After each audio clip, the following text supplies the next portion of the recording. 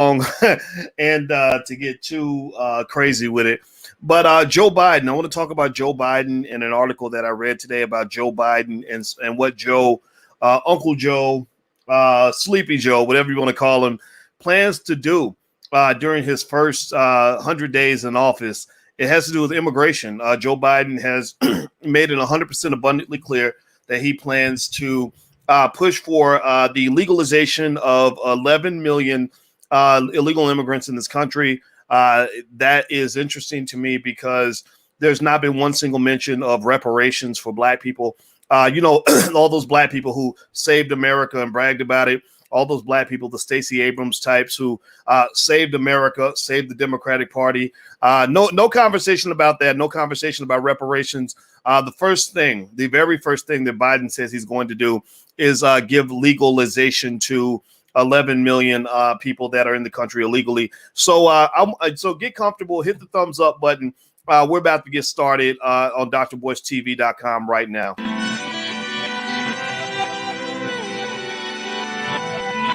Here we are, clan the isms, cataclysm, great.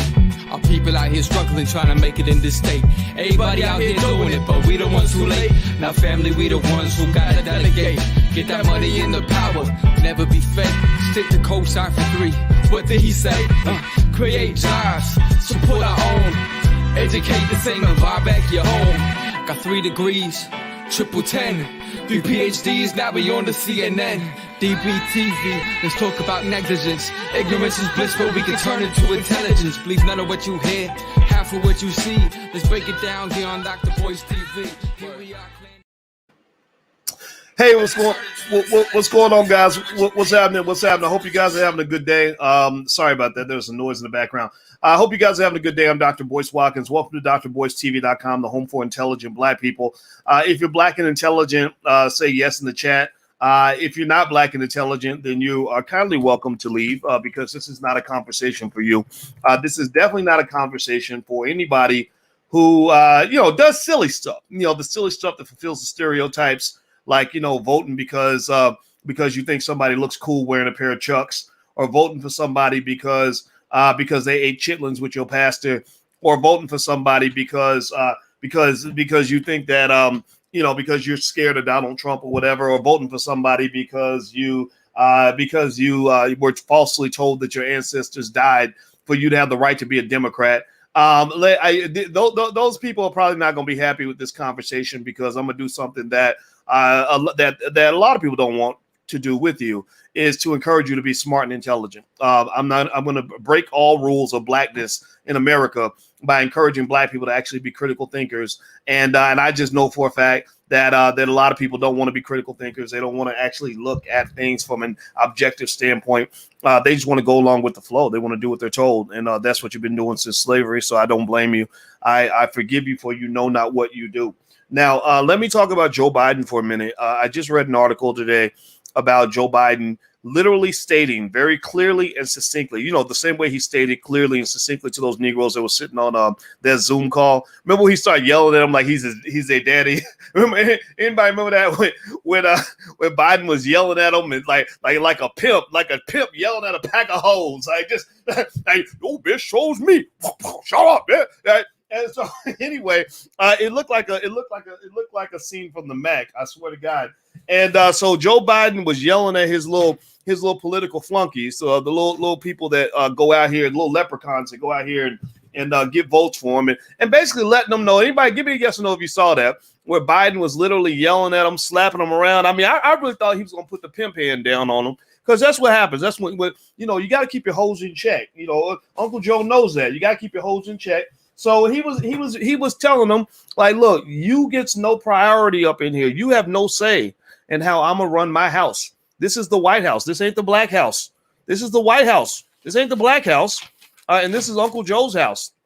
And the fact that I can incarcerate 100,000 of your men, and you still run up on me like I'm your daddy, you still are lining up around the block just to get the opportunity to tickle my balls.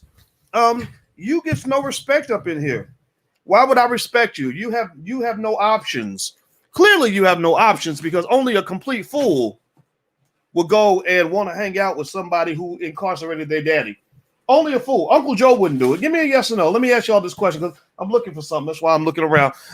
Give me a yes or no. Do you think that Uncle Joe would vote for a candidate who sent his daddy to prison? Do you think that Uncle Joe would support somebody for president if they tried to send their daddy to prison?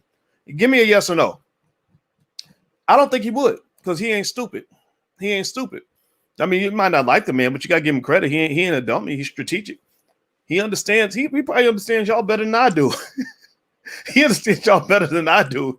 Because Uncle Joe, he got game. I can't imagine trying to destroy a community, like literally building my entire career, trying to destroy a community and then have that community be my number one backers just so I can go and use their political power to go do something for somebody else. Seriously, that's like a man trying to murder a woman and beat her half to death. And then she still shows up and gives him money so he can put gas in his car to go see his side chick. That's love. Like y'all might, we might criticize folks, black folks for a lot of reasons, but my God, your capacity for love and forgiveness is unfathomable. I must not be 100% black because I don't know that much forgiveness. I can't go that far. But you think about it though, you do know relationships where people are that stupid. Some of y'all have been stupid. How many of y'all have ever been in love and done something really stupid? Like, like a guy, like maybe buying, like buying something expensive for a girl who has no respect for you, who don't even like you. Like, that's what you do when you're young and stupid, right? Or ladies where you keep on giving it up to a guy who has literally at every available opportunity, literally wanted to do an R. Kelly on you, like literally pee on your forehead and disrespect you in every way. But because you love him so much, you think you're going to love him to like your love is going to change who he is, and he never changes. And then you grow up and realize that that's not the way to go. Well, I think that black folks are hopelessly in love with Joe Biden and the Democratic Party. Literally, we are the people apparently who will let this man crap all over us. Again, just this is datum. This is not me being mean or dramatic. Because I'm sure somebody in the chat's gonna call me a Trump supporter because it's that. Those are some of the Negro tactics that you see that's the other beautiful thing about some of the backward thinking people is that not only will you have this insatiable love for someone who hates you, but you will actually do their dirty work and go and attack other black people who are encouraging black people to actually think for themselves.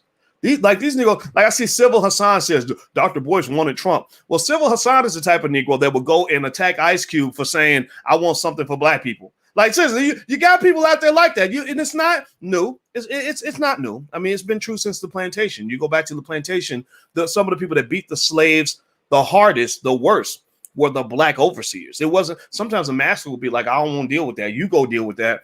And in order to earn favor with the master, he would give the Negro an extra beating. Like you get extra beating because of that. So this is not new. This is not, if you understand, if you read books, like I keep books on speed dial, like Black Labor, White Wealth. If you read a book like this, it tells you everything about why some of our people are so backward, why we support things that are against our interests. And this is not a debate that where I have to work hard to prove this to you, because all you got to do is look around. If you want to know whether or not we're voting against our interests, all you got to do is look around and ask yourself, give me a yes or no. Give me a yes or no. Are black people getting better educated than we were 40, 50 years ago? Like our schools better? Are our kids being better educated? Are we doing better economically than we were 40, 50 years ago? Give me a yes or no. Yes or no. Because I showed you a chart. I showed you all a chart last time that showed that even when you went from 103 black elected officials in 1964 to 8,000 in 1992, you did not improve economically. You did not improve in terms of incarceration. You did not improve in terms of poverty. So what are you voting for? What did you get? What did you get out of the deal? Nothing. So let's talk about Joe Biden's immigration thing. Do me a favor, please hit the thumbs up button. Please hit the thumbs up, share, and subscribe button if you haven't done it yet. So let's look at this Joe Biden thing. I'm gonna read this article and tell you why this article concerned me. Or it didn't concern me, it didn't surprise me, but it's very interesting that they're that blatant. I mean, it's one thing when somebody sneakily disrespects you. When they start blatantly disrespecting you, that's a whole nother level of disrespect. That's like the difference between a man. I heard, you hear stories all the time about men that will cheat on their wives or their girlfriends secretly. But I heard a story not too long ago about a man who would flirt with other women in front of his wife, because he literally was like, you have no options. You're going to do what I say. You're not going to stand up to me. And I know it. And I'm going to let you know that I know it. Like that's it. So the fact that Biden is being so blatant about this, like he yelled at all the fake black leaders that were sitting at that meeting, the Al Sharpton types, he just yelled at them. And that was one thing. And then now he's announcing that his first agenda item is going to be legalizing 11 million illegal immigrants. Now, and what's interesting also is that if you pay attention during the election, the Democratic Party leadership were specifically under orders. Almost, I would bet anything they were under specific orders, not even to say the word reparations. You all have said the word reparations like crazy. Kamala Harris didn't say it once that I understand. In fact, I remember Kamala specifically saying, it's not like I'm going to do something specific for black folks, right? But you're going to do something specific for illegal immigrants. That's what it is. This is not hate speech. I'm sure that the social media giants will call that hate speech, but that's just, but it's, but if you call truth, when you start calling truth hate speech, that pretty much tells everybody, the whole world, what you stand for, what you're all about. This is not hate speech. This is truth. So let's read now. It says President-elect Joe Biden's decision to immediately ask Congress to offer legal status to an estimated 11 million people in the country has surprised advocates, given how the issue has long divided Democrats and Republicans, even within their own parties. Biden will announce legislation his first day in office to provide a path to citizenship for millions of immigrants in the United States legally, according to 4 people briefed on his plans. So pay attention now. He's literally making this the number one priority in his administration. Let's talk about that. Does anybody remember, yes or no, when you had all these people, black folks, that were saving the Democratic Party, that literally were the difference makers in getting Biden elected? Anybody remember Stacey Abrams being on the cover of magazines, smiling all big, because she was given credit for helping Biden or helping the Democrats win in Georgia? She was also given credit for helping the Democrats win in the national race. So what's interesting to me is that it's very fascinating that the people that literally got the most credit for saving the Democratic Party are nowhere on the priority list. There's nothing that the only things that I see on the priority list on any level are them stepping forward and solving problems that were kind of artificially created in the first place.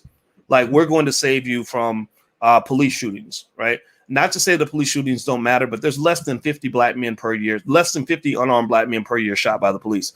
Doesn't mean that it doesn't happen. Doesn't mean it shouldn't be addressed, but that's not the number one thing killing black people. That's just not, it's just true. Just go look up the data. I'm not belittling it. I'm saying it's just not true. That's also not the number one thing that black people were asking for, right?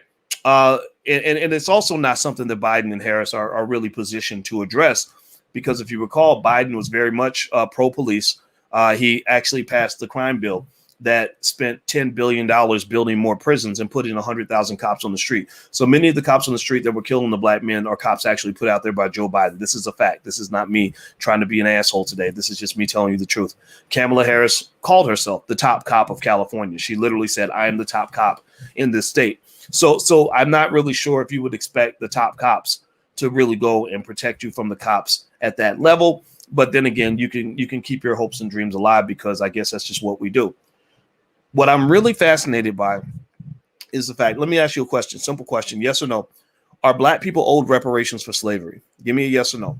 How many of you agree that black people should get something in compensation for the fact that for 400 years, these people stole our assets, stole our wealth, raped, beat, lynched, murdered us in the street, blocked us out of economic opportunities, didn't let us participate in the Homestead Act, redlined us into poverty, stole our wealth left and right? Give me a yes or no if you think we deserve compensation for that. Yes or no?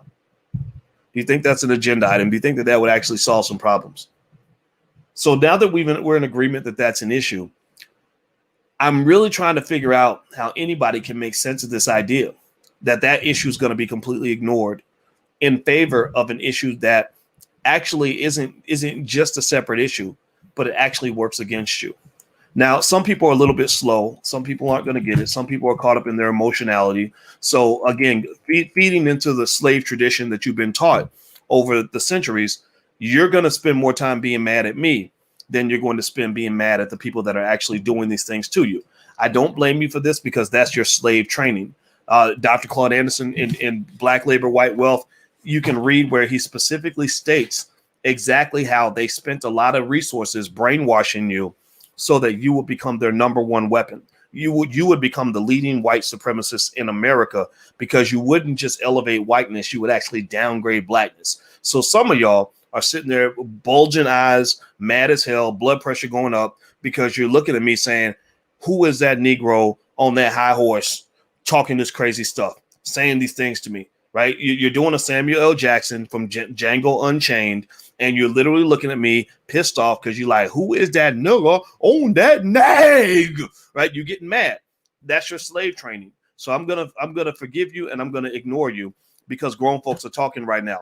And when I say grown folks are talking right now, it's because we have to have our own revolution. We need to remove the idiots from leadership roles. We need to understand who we need to listen to and who we need to ignore. We need to not let the slaves try to be the leaders. The sheep cannot lead the flock. The sheep are going to just do whatever they're told. We need people that are going to assertively step forward and say, this is just not what's going to happen, right? So let me show you specific and clear evidence of exactly how immigration policy has actually diluted the black vote. Believe it or not, they talk about voter suppression, but usually when they talk about voter suppression, they're talking about what Republicans are doing. But voter suppression, let's look at the definition of voter suppression real quick, so we can try to see what it says in the dictionary. Voter suppression is a strategy used to influence the outcome of an election by discouraging or preventing specific groups from voting. Right. So the specific definition of voter suppression relates to keeping you from voting. Right. We know that voter suppression in that particular context is a problem. And actually, I think the Democrats solved some of that problem by getting you an opportunity to vote. But here's where they're actually doing the suppressing. If I get you an opportunity to vote, but I try to pressure you in every way imaginable to vote the way I want you to vote, then I haven't really given you the opportunity to vote. Stay with me on this. Give me a yes or no if you follow what I'm saying. It's almost like diversity. A lot of companies will say, well, yeah, we want diversity. And what they found was that companies really weren't seeking diversity of thought, diversity of perspective. They just wanted people with black skin who were going to behave just like the white boys. So if I come in with black skin and I do exactly what the white boys do, I speak exactly the way the white boys think, I have the exact same ideas that the white boys have, and I co-sign the ideas that the white boys have, then I'm adding no diversity at all. I'm just giving you something different to look at. I'm giving you fake diversity. That's not real diversity. Diversity is when I come in with a diverse perspective that adds flavor to the environment, right? So when I tell you what to do, I'm not really giving you power at all. I'm actually using you. I'm manipulating you. So perhaps instead of just talking about voter suppression, we might want to talk about voter manipulation or voter intimidation or something like that, that describes the idea that says that the reason I want you Negroes to show up to the polls is because you're going to do exactly what I tell you to do, because I'm going to try to pin you down so bad that you're going to feel like you have no option except to vote for me. Now, I want you to think about that.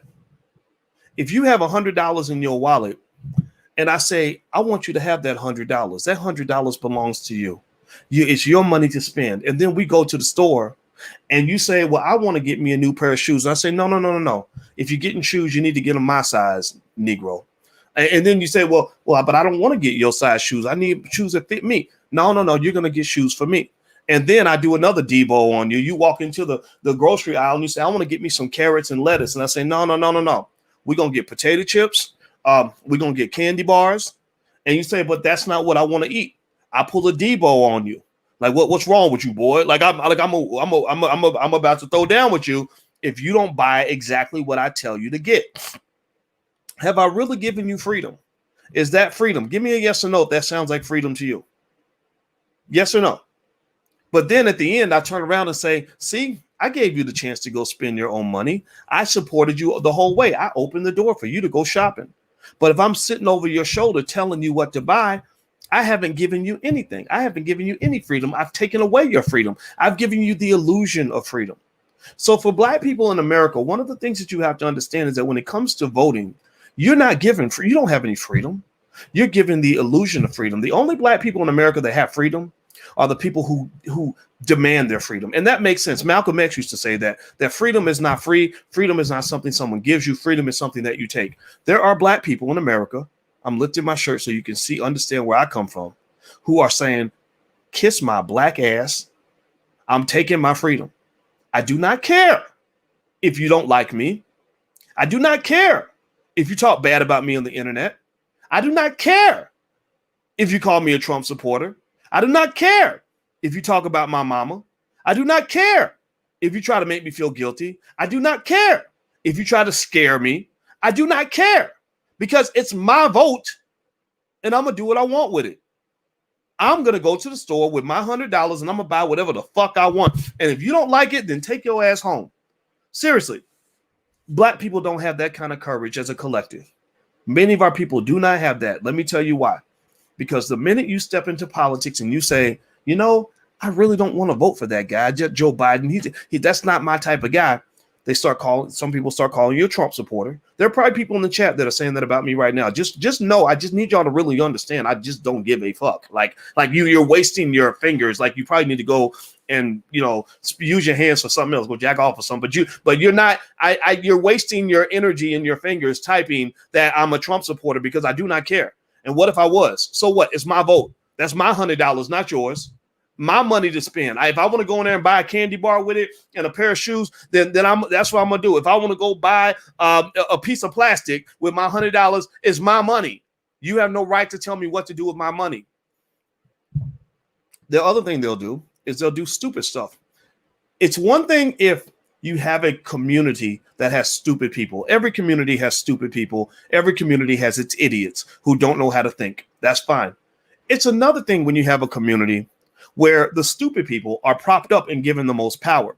Where when the president of the United States is doing interviews for representatives of the black community, and they pick somebody like a Cardi B, who knows nothing about politics. She knows everything about popping pussy and WAP and everything else. She's an expert on that. She should probably write a book, but she's not a political analyst. She's not Dr. Claude Anderson. She's not a history expert. She's not an expert on all economic and socio-political issues in the black community. Why is Cardi B interviewing Joe Biden? Well, that's white supremacy. That's what white supremacy does. They say, look, we don't want to talk to the smartest of you. We want to talk to the dumbest of you. That's why they had a fear of Ice Cube, because the biggest threat to national security in their mind was the fact that Ice Cube would talk to a guy like me. And y'all know me. I'm going to talk. I'm going to break it down and be like, okay, here's what I think is going on, brother. Here's what I think. You know, you make the decision. You say what you want. I ain't nobody going to tell Ice Cube what to say. I don't do that, right? I'm not going to do that to anybody. It's, you know, not him. He's a smart man with his own mind, but I'm an advisor. I step in, I say, well, you know, this is an issue that they haven't really addressed. You know, there's this other issue that they aren't really talking about, right? And so that's why they will suppress the voice of an Ice Cube and elevate the voice of a Cardi B. But don't blame them. Don't blame them. Don't get mad at them, because they're just doing what is natural. They're engaged in self-preservation. That's what you're supposed to do. Why in the world would a Joe Biden want to talk to somebody like me? Why in the world would Joe Biden want to hear from Ice Cube when he can go talk to Cardi? Cardi's going to say exactly what he wants to hear. Probably because Cardi trying to avoid some federal charges for that lady she beat up in that bar a couple years ago. Whatever. She probably got all kinds of stuff that they could do a Bill Cosby on Cardi B just like that. They could get her put in prison just like that after she went on Instagram and admitted that she used to drug men and steal their money and get them raped and all this. Like y'all forget about that. But that's out there, right? So don't think that some of your leading black people that the politicians talk to don't have a thumb on their neck. Don't think that they're not holding something over their head that's controlling them. And that's why in order to be a leader, you got to be smart, you got to be free, you got to be courageous. Many of our so-called public figures, so-called leaders that are speaking to the politicians don't know what's going on. That's why your community continues to go backward. That's why your community doesn't make progress. Now, here's the interesting thing. It's one thing if you have stupid people at the front of the line. That's going to happen, right? White supremacy is going to elevate the least of us and the smart ones are going to get shoved to the back. That's fine. It's up to us to fight to create our voice. Nobody gave me my voice. You know where my voice comes from? My voice came because I went directly to you. There is no white-owned media outlet in America that would elevate my voice to the Black community because I would start too much shit. I will open up too many hornets' nests that they don't want to deal with. So there's a reason why people like me have to fight to create my voice. I'm not going to get it easy, right? But it's another thing. It's one thing when you have stupid people at the front of the line. It's another thing when the stupid people try to dumb down the community. It's another thing when stupid people will deliberately fight to keep the community stupid. When backward people will fight to keep the community going backward. When they will literally pull out the broom, the pitchfork, the broom, and the shotgun to defend Massa's house.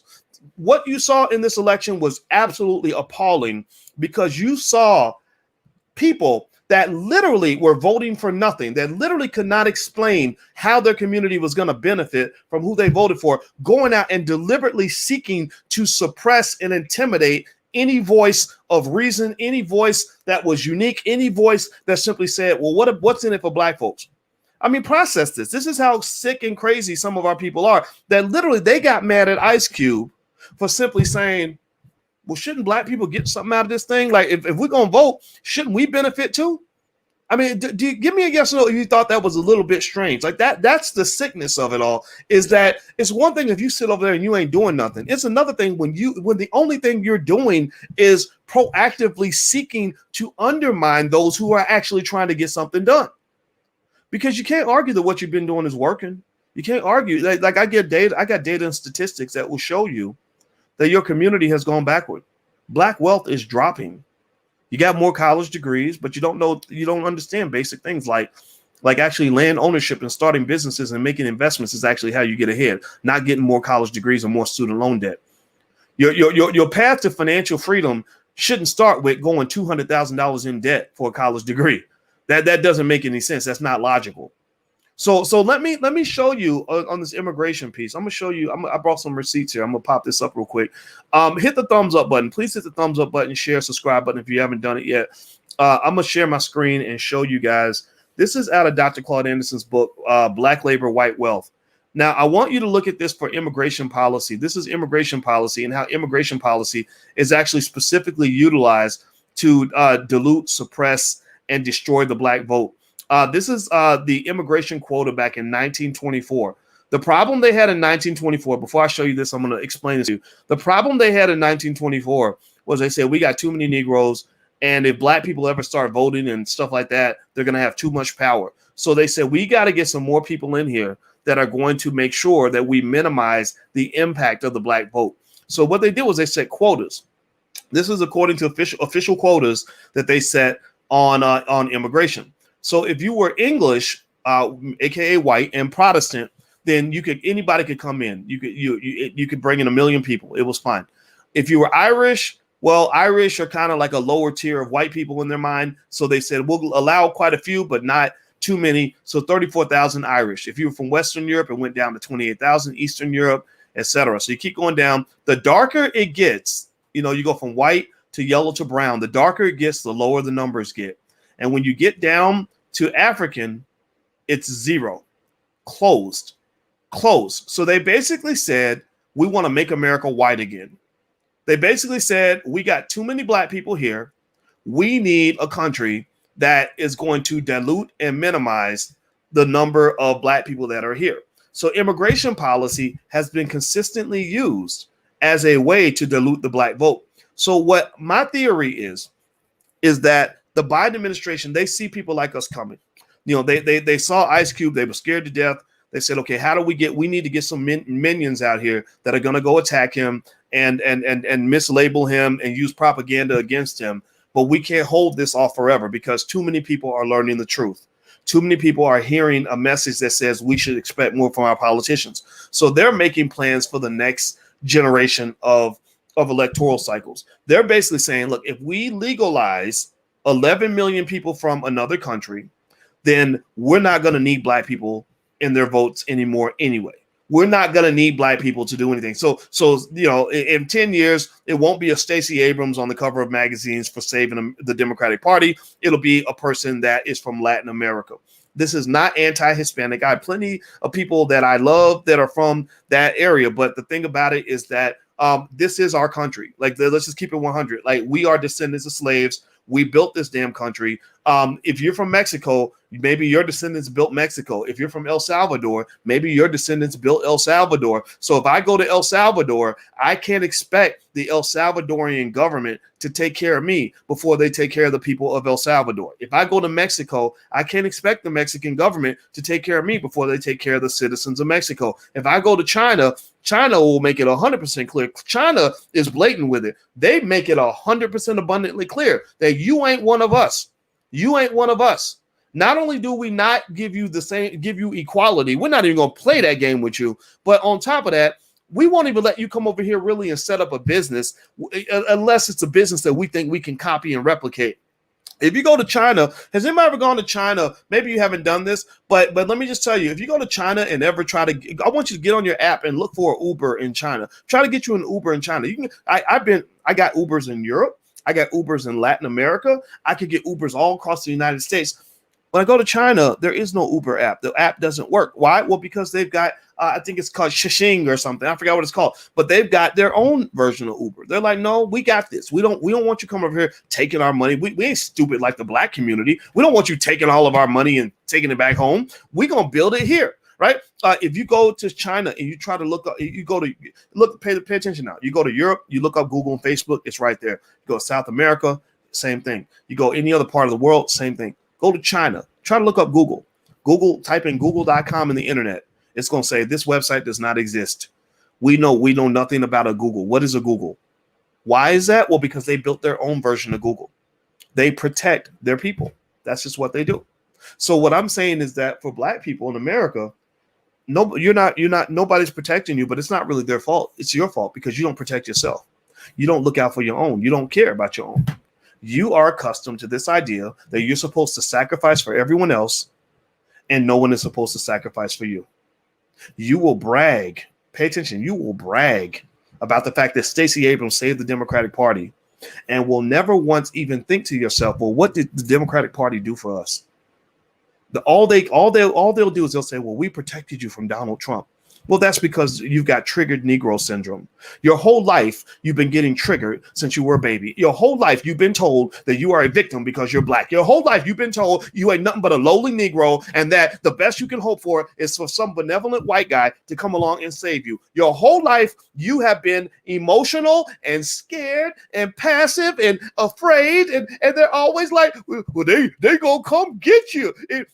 You might remember, who was it? I think Biden actually said that if the Republicans get elected, they're going to have y'all back in chains. I kid you not. I think it was Biden who literally said this. And I'm sitting there thinking, what? Are there people out there that stupid that will hear that? And really, I heard a black person tell me that Donald Trump was going to put black people in concentration camps. I swear to God, I heard somebody say that. I said, where did you get this? Where is your evidence? Or even when you tell me I should be scared of the Proud Boys, I'm like, okay, show me the website where I can find out about 10,000 black people that the Proud Boys killed last month. I'm not defending the Proud Boys, but my God, your imagination is extraordinary. My goodness, you need your medication up in this motherfucker because you really are thinking these people gonna come kill you. I'm not saying that it can't happen. I'm just saying it ain't happening. Stop trying to scare me with the what ifs. Let's pay attention to the what is. How about we look at what's really happening instead of you always trying to trigger me and over what could happen? I don't want to know what could happen. I want to know what did happen and what is happening. Because I'm going to start with the concrete. I'm going to say, well, here's what did happen. Let me tell you a little story about this thing called the 1994 crime bill. They were incarcerating black men by the thousands, and they were being sent away to prison and being beaten. They were being taken from their families by the thousands, just like the Holocaust, kind of like the Nazi Holocaust, except it was black people, so nobody cared. And they were even some black people don't care. And they were being beaten, they were being raped in prison. Guys were coming out of prison with HIV, and some of them were being killed in prison, starved to death, malnourished, and taken away from their children. Let me tell you that bedtime story. But for some reason, you don't want to hear that. For some reason, it's real strange. Like, you can really forgive and forget some shit like that. I don't understand that. I really think you have to have a mental illness to hear something like that and to think it doesn't matter. To think that, that's just the past. Are you serious right now? So what I'm saying to you is this. Look, when you talk about this immigration thing, there is no argument to say that black people have benefited from letting in a bunch of new white people who happen to speak Spanish. One of the things I can also tell you, just with 100% clarity, is that a lot of these people hate your fucking guts. You think that there's a black-brown coalition? Where the fuck did you get that from? What evidence do you have to show me that there's a coalition of where millions of these people that are coming from other countries are really going to have your back, really going to be at your reparations march, marching on behalf of your people? What makes you think that you ain't the only dumb motherfucker in the room who literally is going to go fight for people who don't give a shit about you? Seriously, what is it in your universe that makes you think that any part of the world is as crazy as you are? You are the crazy one. You are the lone wolf when it comes to saying, I will sacrifice myself, mind, body, soul, and economy to save other people, because ain't nobody else doing that for you. John Henry Clark broke it down real clear when he said, black people have no friends. You ain't got no friends, but you trying to be friends with everybody. You looking for love in all the wrong places. You are the poor little girl in the 8th grade who's sitting in the boys' bathroom trying to get the boys to like her by doing whatever the little boys ask her to do. That's what you are, because you have no self-esteem. You don't know how to love yourself. You don't care about each other. You don't want to build your own community, and you keep doing the same stupid stuff over and over again and falling for the same dumb pet tricks, and you somehow think that one day great things are going to happen for you. It's not going to happen. It ain't going to happen. Hit the thumbs up button. Please hit the thumbs up, share, subscribe button. Let me tell you a story. This is just a true fact. I was working on a project where I had a friend who was from, I think my friend is, I know she speaks Spanish. I can't remember where she's, I think the Dominican Republic, if I'm not mistaken, but maybe I'm wrong. Maybe I'm getting it all mixed up. Anyway, she came up with a great idea. She said, boys, your book, I forget which one. She said, it's a great book. We should translate it to Spanish, right? I said, okay. Well, I don't know Spanish. I failed Spanish class, but if you can get somebody to translate it, let's go for it.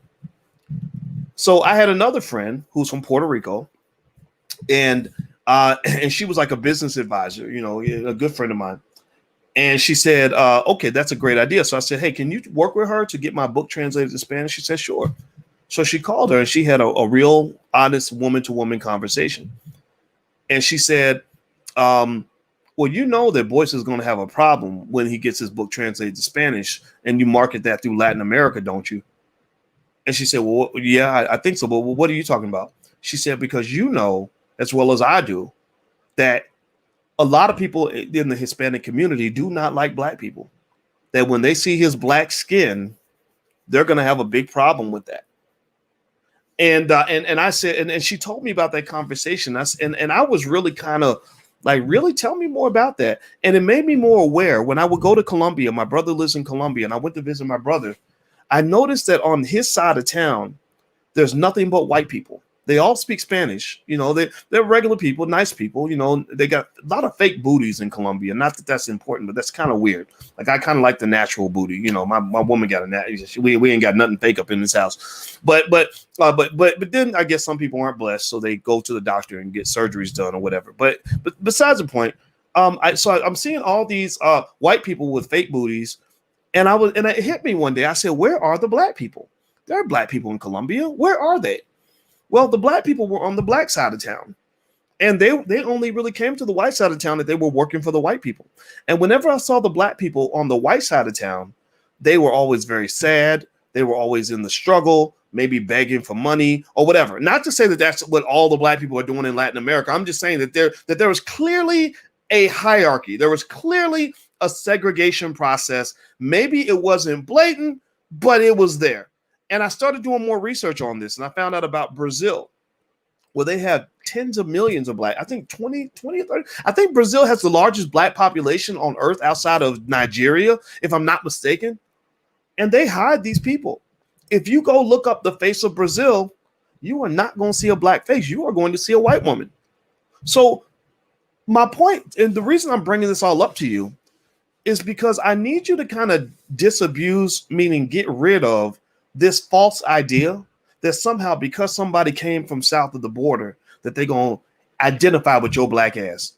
When people come from other countries, the first thing they learn is we don't want to be associated with the African Americans, because the African Americans are at the bottom of the totem pole. And also, I've been listening to rap music my whole life, and they're all crazy and chaotic, and they're just a bunch of animals. We don't want to be connected to the ignorant animals. We want to be around the noble white folks who opened the door for us to get here.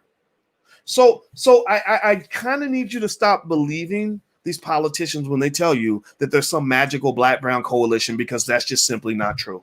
Doesn't mean that there aren't some good people on all sides. I have nothing against anybody. I just love you enough to hopefully help convince you of what the reality actually is. So let's just kind of make this real simple here. When you talk about Joe Biden making the decision to put immigration and a path to citizenship as his number one agenda item, I want to make that clear. This is voter suppression or voter manipulation or voter dilution. All these terms are negative towards you. It may not be stopping you from showing up to the polls, but it certainly means that with every election, your vote is definitely going to count less. Also, taking care of human beings from other countries is not free. That's why most countries around the world have immigration policies that favor their own citizens above people from other countries. Just like in our house, we don't have no problem. We don't have nothing against the other kids in the neighborhood. But do you think, give me a yes or no, do you think that I'm going to feed the kids down the block before I feed my own? Yes or no? Or do you think, now sure, I'll feed some of them because we got plenty of food. But if I'm telling my child I don't have enough food to feed you, which is what they're telling black people, we don't have enough to pay you reparations, we don't have enough to do anything. If I'm telling my child we don't have enough food to feed you, how much sense would it make for me to go and get 10 kids from down the street and say, but I'm going to feed them first? How sick would I have to be to do that? Give me a yes or no if that makes any sense to you. Does that make sense that I tell my child, now mind you, this might be my stepchild, because that's what you are. You're the stepchild of America. So I tell the stepchild, well, I love you because you clean the house, and I need you to keep cleaning because I need you to get up and get, go clean the bedroom too. But I'm not gonna. I would feed you, but those crumbs I was giving you, I can't even give you the crumbs anymore because we got 10 kids, 10 little light-skinned kids coming from down the block. And I'm gonna make sure they eat first. After they eat, if there's anything left, then I'll feed you too. And you're like, but how would there be anything left? Because you told me you don't even have enough to feed me when I'm here by myself. So how are you gonna feed 10 other kids and still have anything left for me? Well, that's not your problem. You shut up and dribble, shut up and clean, shut up and go wash my socks. Right? Because and that's kind of what that dismissive behavior, that dismissive attitude, that's what you saw from Biden in that meeting he had with the fake black civil rights leaders. And I call them fake leaders because these are not your leaders. I need you to understand that these are white leaders with black faces. These are intermediaries. These are managers. These are Negro managers. Negro managers have the goal. Their role is to manage the black community, and they can manage some people. They can't manage people like me. I'm the wild Bronco. The wild Bronco who's like, no, I can think for myself. I don't need you to think for me. I don't even, that's why I tell you guys, I believe that one of the things you can do right now today, I'm asking you to consider this. I'm not here to tell you what to do because I don't want to start forcing you or intimidating you the way they intimidate you. But what I'm encouraging you to consider is that I think as black people, we need to realize, and when John Heinrich Clark said, you have no friends, you need to really understand what that means. That even when you realize you have no friends who are white, that in many cases, Even the people who are black are not really your friends. You got, not only do you not have any friends, but you are poisoned in your community with a lot of fake ass friends who pretend to be your friend, who ain't your friend. Even the people you think are your friend, have them ain't your friend. Anybody who tells you to do something or vote against your interests is not your friend. And I'm sorry, some of these civil rights leaders, God bless them. I don't hate them, but a lot of these civil rights leaders are not your friend. Anybody who tells you to do the same thing that got you in the same shithole that you in right now ain't your friend. Anybody who tells you to keep engaging in the same economic policies and pathways that left you broke ain't your friend. Anybody who keeps pushing you to just keep doing the same thing over and over again just because everybody else is doing it, that ain't your friend. And I got to keep it real simple the way my parents kept it simple for me when I was little. You know, when you're little and you're in the 8th grade and you're like, well, mama, he said we're going to go to the movies and I'm going to pay for everybody. They will be like, nigga, that ain't your friend. Like what? You think he's your friend? That boy, but mama, he comes over every day and we eat lunch together. That ain't your friend. That is not. So you need to know the difference between who your friend is and who your friend is not. Let me just tell you this. Stop worrying about skin color. Stop getting into like, oh, well, because he's black and because he runs the NAACP, he's my friend. No, if he's not making your life better, he's not your friend. He's not your friend. So what I encourage you to do is what you got to realize is that in order for change to truly happen in the community and in your life and in your family, you're going to have to get real radical about how you do things. You're going to have to close ranks like a motherfucker. Like I'm talking about, when I'm talking about closing ranks, I'm not just talking about closing in for black folks. I'm talking about closing in with your family. Don't even trust me.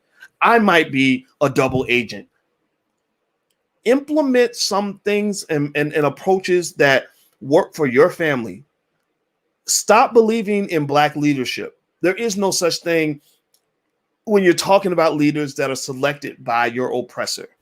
A Negro on TV is not a black leader. That is not your friend.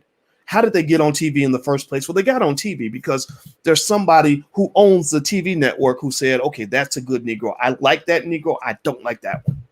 I'd rather have them hear from Van Jones. I don't want them hearing from Ice Cube. No disrespect, Van Jones. I don't dislike you, but you're not a black leader. You're just a guy on TV. You're a Negro who got a job. Good for you. I hope you keep the job. You're very intelligent, but you're not a good leader for the black community on any level. Stop being a white supremacist. Stop believing that these people who are telling you what to do on TV are your friends. Sometimes their advice might be good advice. Sometimes it's bad advice. You gotta be able to discern the difference. And I feel like I'm really engaged in the impossible task right now of encouraging people to become critical thinkers. I already know I'm looking at myself thinking, this is stupid, boys. What are you doing? You know that the majority of people are not going to be critical thinkers. I am playing in a different zone sometimes mentally because I know I have a lot of education. And that's what happens when I'm not a person who saw myself getting smarter. I'm a person who felt like the world was getting dumber. Right. I didn't understand. So I have to calm myself down a little bit because it's as clear as day to me. And what's going on? The manipulation is extraordinary. It's terrible. It's destructive. It's going to lead you into a hole. So what I'm telling you is you can't trust nobody. I'm telling you, lead yourself. Please lead yourself.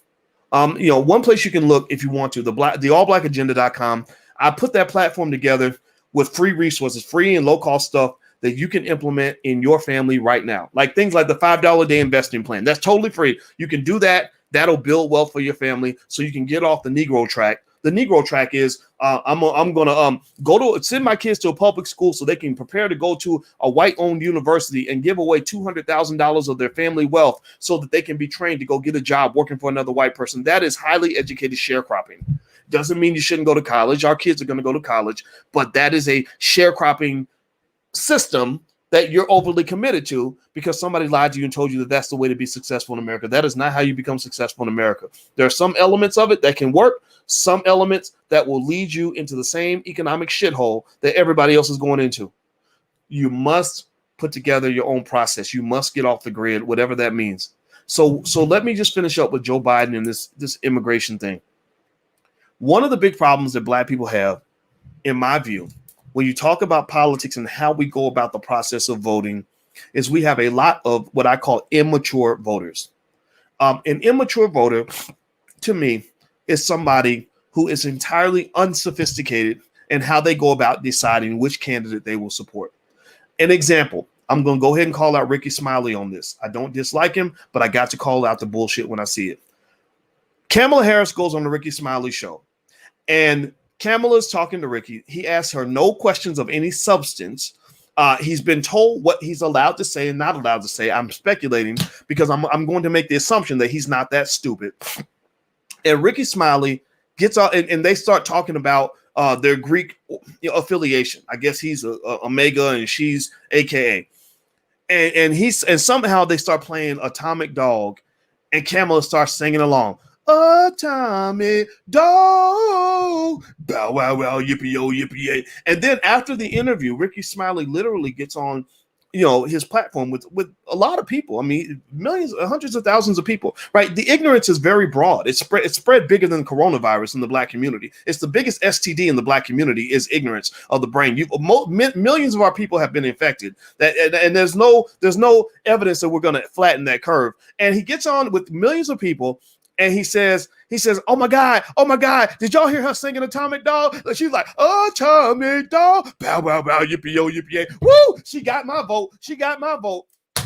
And I said, okay, so you're really telling me that in the very serious world where we have real serious issues as a community, people are dying, people are being economically devastated.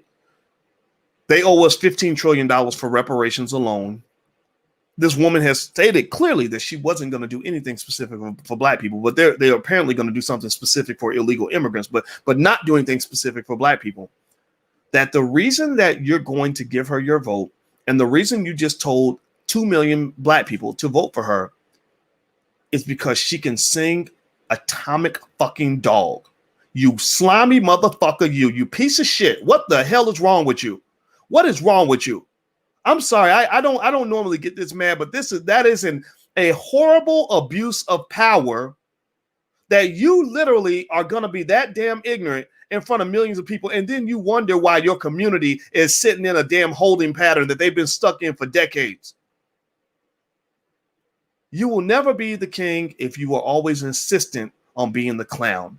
And at that particular moment, you were the goddamn clown. And you wonder why the Black man gets no respect anywhere on this earth. It's because you always show up in a fucking clown suit, and then you wonder why nobody sees you as a man. And if you're not wearing the clown suit, you're wearing the dress. So stop it. And so I'm not usually this firm when it comes to people that are public, because I don't like picking fights with people. But that just infuriated me. Because I look around and I see people that are confused. I see people that are confused as to why Black people are not making progress, why Black people are always struggling, why struggle talk is literally the most common language that you hear in our community. Literally, the number one thing you hear from our people is struggle talk. Well, being Black is hard. Well, I just got up this morning. I was scared because I was scared to get out of bed. I was scared a police officer was gonna meet me in the bathroom and shoot me in the brain. We scared we gonna catch coronavirus. We all dying. This is terrible, y'all. This is terrible. So you literally are living this whole reality of nothing but fear, nothing but struggle, nothing but pain, nothing but torture. And the opportunity that you get to have some leverage to end some of that suffering, you throw it away because this politician just played you like a bitch and literally realize that you're so stupid that you're going to give her that millions of votes just because she sang Atomic Dog. And it is so bad that you can't even blame Kamala for this. I don't blame Kamala, just so you know. I'm not mad at Kamala Harris. I'm not mad at Joe Biden for this. I'm mad at us. I'm mad at not even us, because I can't even say us, because I'm not. You're not. If you're listening, you're probably not one of them. So I'm not even mad at us. I'm mad at them. I'm mad at them, but then I'm mad at us for not identifying them for who they are. Seriously. If Kamala knows that you're such a sucker that you're going to give her millions of votes for singing Atomic Dog, if I were her advisor, I would say, just go sing Atomic Dog. These Negroes will be licking your toes by the end of the night. I would literally tell her to do that. So this is gonna change when you change. When you keep falling for the sucker shit, then you're gonna get played like a sucker. You're gonna consistently get played with that immaturity. And we have a lot of 50-year-old teenagers out here. Like, I'm talking about grown-ass men, grown-ass women on big platforms with millions of people who literally act like little children, who are just stupid. So that's my 2 cents on it. I'm done. I'm not interested in saving America. I'm not interested in saving the Democratic Party. I'm not a sucker. I'm not interested in saving people who won't save us. My belief is that self-esteem needs to be the order of the day, and a person that has high self-esteem expects reciprocity. A person with high self-esteem is going to be more educated. A person with high self-esteem is going to have the courage to stand up for the people that they allegedly love. What kind of man would I be if my family was starving to death and I have a chance to get them some food? And my neighbor says, well, my neighbor who has plenty of food says, I need you to cut my grass. And I don't use that as an opportunity to get food for my children. And I say, well, thank you, boss, for letting me cut your grass. Will you tell me that I'm pretty? Well, will you tell me that I'm a handsome? If you tell me that I'm handsome and smart, I'll cut your grass for free. Right? Or if you sing Atomic Dog with me, I'll cut your grass for free. My kids are home starving to death. I've been given authority to protect this family.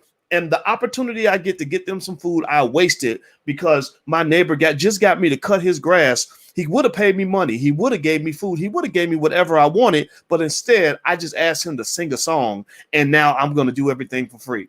The reason you don't have nothing is because you give everything away. Did you ever think about that? That maybe the reason you don't have nothing is that every time you have something, you give it away. And every time you have a chance to get something else, you throw the opportunity away. You are the football team who loses every game 147-0 because every time you get the ball, because you want to make friends, you out on the fucking football field trying to make friends. Every time you get the ball, you give it to the other team. And every time you get a chance to score a touchdown, you throw the ball out of bounds or you fumble it deliberately. You deliberately fumble the ball, and then you wonder why you lose every damn game. Why you are the worst team in the league? Well, because your team captains need to be fired. Your team owner needs to be fired. The coach needs to be fired. The quarterback needs to be fired. And half the team needs to get cut. You need to get some real players out there that have a winner's mentality, or you're always going to end up last in the league. A lot of your most prominent black people in America, I'm talking about your fake civil rights leaders. I'm talking about your media personalities. I'm talking about the Negroes you see on TV. I'm talking about your weak, whack-ass politicians. They are the horrible team captains that need to be fired immediately in order for the team to win. That's all I got to say. I'm done talking. I kid you, I didn't plan to say half of this, but this came out because it's absolutely infuriating. I don't even blame Joe Biden. I'm really looking at us. I'm saying, when are we going to raise the standard? When are we going to raise the bar? If we never raise the bar, then they're going to give us exactly what we asked for. And right now, we just act like a bunch of suckers. I got to go. Hit the thumbs up button. Please hit the thumbs up, share, subscribe button if you haven't done it yet. Also, the allblackagenda.com. There are resources there. I believe the Black Agenda should be implemented with your family. You don't need Biden's permission. You don't need your boss's permission. You don't need black leadership's permission. You need your permission. So if you see something on there that can help you, use it. If it doesn't help you, don't use it. There's a link to Ice Cube's contract with Black America. That contract is real. I read that contract with complete skepticism because I didn't know what I was going to see. I could tell instantly from the first 3 paragraphs that this was well researched, well done, that he'd spoken with experts, and that he was using his platform and visibility to promote ideas that were very firm, very solid. So if I had a choice, if I was voting for president, I would vote for a guy like him before I'd vote for any of these losers that are being thrown in front of you. That's just how I see things. That's my belief. Those are my 2 cents. Forgive me for the profanity. I keep promising myself I'm not going to cuss. But today, some things are worth cussing about. And I'm going to shut off my cussing after this is done. But for the most part, this is worth cussing about because this is ridiculous. You need to stop. Just stop it. I got to go. Hit the thumbs up button before you go. Thank you for listening. It was great speaking with you. And I'll see you soon. Take care. Peace.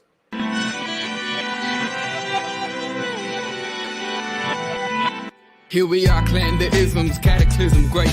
Our people out here struggling, trying to make it in this state. Everybody out here doing it, but we the ones too late. Now family, we the ones who gotta delegate. Get that money in the power, never be fake. Stick to co-sign for 3. What did he say? Create jobs, support our own. Educate the same and buy back your home. Got 3 degrees, triple 10. 3 PhDs, now we on the CNN. DBTV, let's talk about negligence. Ignorance is bliss, but we can turn it to intelligence. Believe none of what you hear, half of what you see. Let's break it down here on Dr. Boy's TV. Here we are.